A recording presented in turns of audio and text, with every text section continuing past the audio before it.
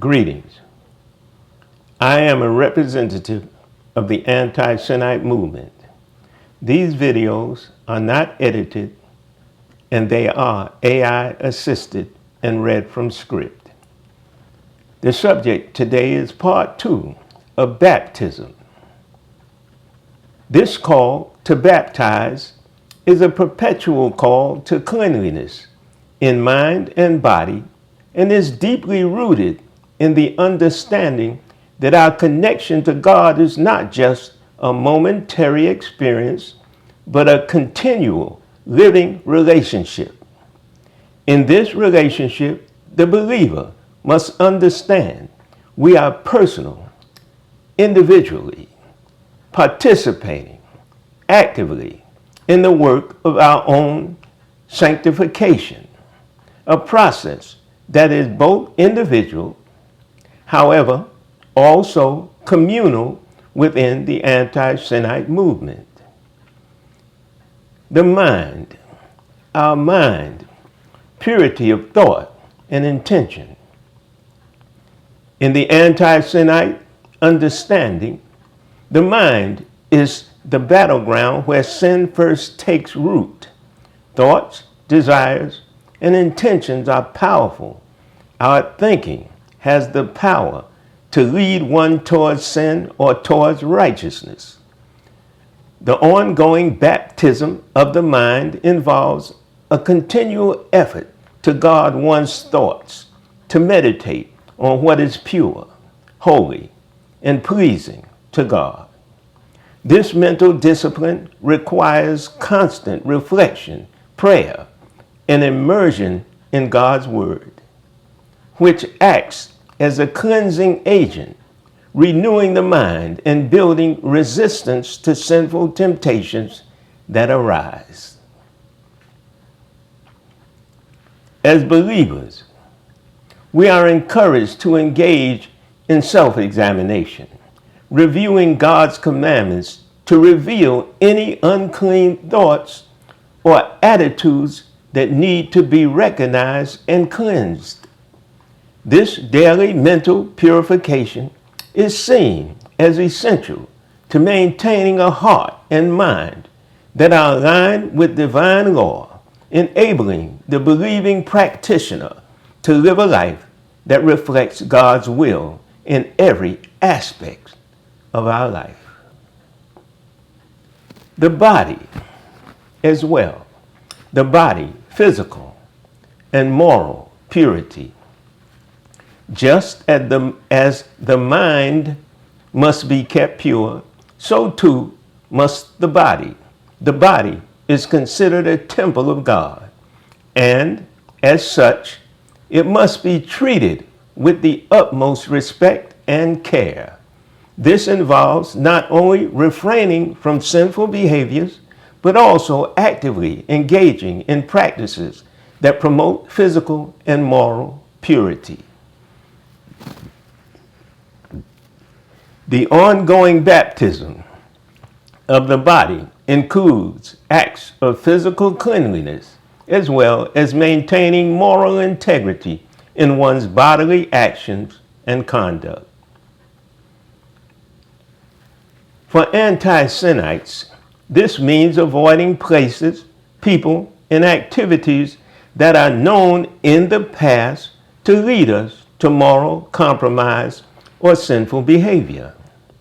This means avoiding places, people, and activities that are known in our past to lead us to moral compromise or sinful behavior. It also means practicing virtues such as modesty, self-control, and discipline, which, to maintain the body in a state of purity, the physical aspects of baptism serves as a reminder that our bodies are instruments through which we serve God. And as such, they must be kept clean, disciplined, and purified. At home and abroad, a constant walk. This is a constant walk of life. The anti-Semite movement teaches that this commitment to purity is not limited to specific times or places, but must be maintained consistently, both at home and abroad. At home, where one feels safe from external influences, there is still the need to guard against complacency and the subtle sins that arise in private. The home should be a sanctuary of righteousness, where every aspect of life is governed by divine order of righteousness within the observance and practice of God's commandments. Abroad, away from home. Abroad, the challenges are different. The world is full of influences that lead one away from God's path. In public life, where the pressures to conform to worldly standards are strong, the believer is called to stand firm, resisting the temptations that come from external sources. This requires a deep sense of identity in God's commandments and a strong commitment to the principles and practices of the anti-Sinite movement in total observance of God's commandments and sin-free living. In conclusion, the path of purification. In summary, the anti-Sinite perspective on baptism as an ongoing process of cleansing highlights the importance of a daily, conscious effort to remain pure in both mind and body. This ongoing baptism is a sin-free discipline. This ongoing baptism is a sin-free discipline that requires vigilance, self-examination, self-correction, self-discipline, self-control, and a constant turning towards God.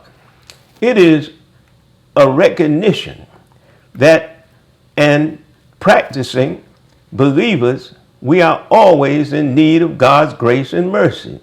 Recognizing that as practicing believers, we are always in need of God's grace and mercy to remain clean in a world that is full of sin. We must recognize that we are always in need of God's grace and mercy and remaining clean in a world that is full of sin. By adhering to this path of righteousness, the believer not only honors God's divine law, but also becomes a living testament to God's presence in ourselves and in the world. This is the ultimate goal of the anti-Sinite movement, to manifest God's will through lives that are continually washed clean and set apart for God's purposes. Our saving us, God's purpose of saving us from a destructive life of sin, both at home and abroad.